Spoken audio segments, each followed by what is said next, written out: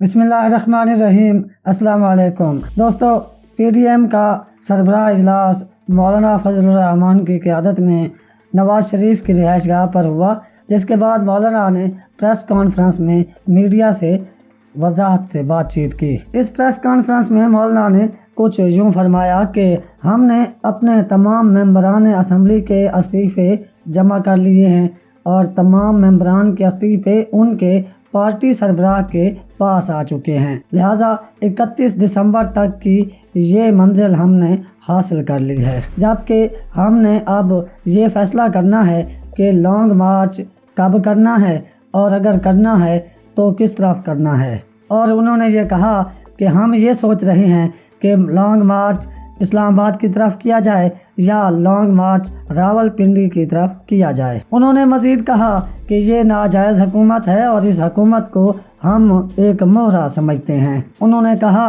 कि फ़ौज एक काबिल एहतराम इदारा है, मगर इसको सियासी मामलात में नहीं आना चाहिए। फ़ौजी क़यादत को किसी सूरत भी अब जमहूरियत पर शब खून न मारना चाहिए और न ही सियासी मामलात में आना चाहिए। मौलाना फजलुर रहमान ने कहा कि ख्वाजा आसिफ की गिरफ्तारी हमें दबाने की एक कोशिश है और अब नैब कोई इन्वेस्टिगेशन का इदारा नहीं बल्कि सियासी इंतकाम का इदारा बन चुका है। उन्होंने ये भी ऐलान किया कि 17 जनवरी को PDM की जमातें इलेक्शन कमीशन के दफ्तर के सामने एहतजाज करेंगी, जबकि ऐसे ही एहतजाज PDM की जमातें नैब के ऑफिस के सामने भी करेंगी। इसके अलावा उन्होंने ऐलान किया कि ज़िमनी इलेक्शन में हिस्सा लेने का असूली फ़ैसला किया जा चुका है और सेनेट इलेक्शन में भी हिस्सा लिया जाएगा। उन्होंने कहा कि हमारे दरमियान कोई इख्तलाफ राय नहीं है, बल्कि हम पहले से ज़्यादा मजबूत नज़र आए हैं। हमने हुकूमत को 31 जनवरी तक मुस्ताफ़ी होने की मोहलत दी है और ये उनकी आखिरी मोहलत है और आज भी हम इसका इआदा कर रहे हैं। इस मौका पर मरियम नवाज से जब ये पूछा गया कि आपने जब अपने तमाम मेंबरान असम्बली के इस्तीफ़े अपने पास जमा होने का कहा है, तो जो 2 मेंबरान असम्बली स्पीकर के सामने अपने इस्तीफ़े वापस ले चुके हैं, उनके बारे में आपका क्या ख्याल है? तो मरियम ने जवाब दिया कि तमाम मेंबरान असम्बली के इस्तीफ़े मेरे पास आ चुके हैं और जो 2 मेंबरान असम्बली इस्तीफ़े वापस ले चुके हैं, अगर उनकी क़यादत उन्हें कहेगी तो वो भी अपने इस्तीफ़े दे देंगे। मौलाना फजलुर रहमान ने यह भी कहा कि आए रोज़ मीडिया पर ये ख़बरें चलाई जाती हैं कि PDM टूट गई है।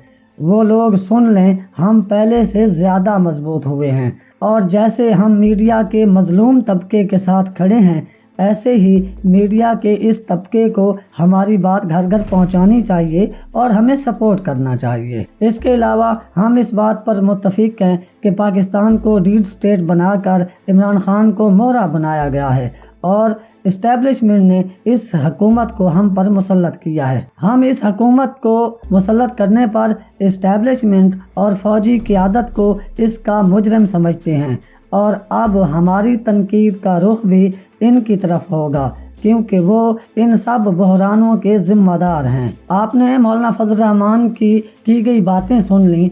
अब यकीन हो गया है कि मौलाना फजलुर रहमान मुल्क की फ़ौज और फ़ौजी क़यादत के ख़िलाफ़ खुलकर सामने आ गए हैं और अब वो ये चाह रहे हैं कि वो लॉन्ग मार्च GHQ के सामने जाकर करें।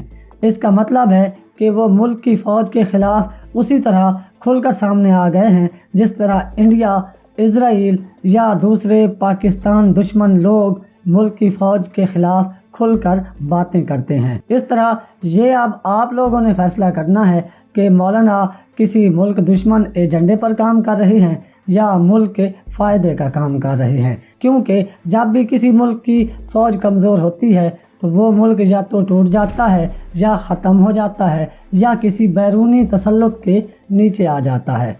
इसका फ़ैसला आप लोगों ने करना है। आज के लिए बस इतना ही। आप अपने घर वालों, दोस्तों का ख्याल रखिएगा, अपने इस चैनल का भी। अल्लाह हाफ़िज़।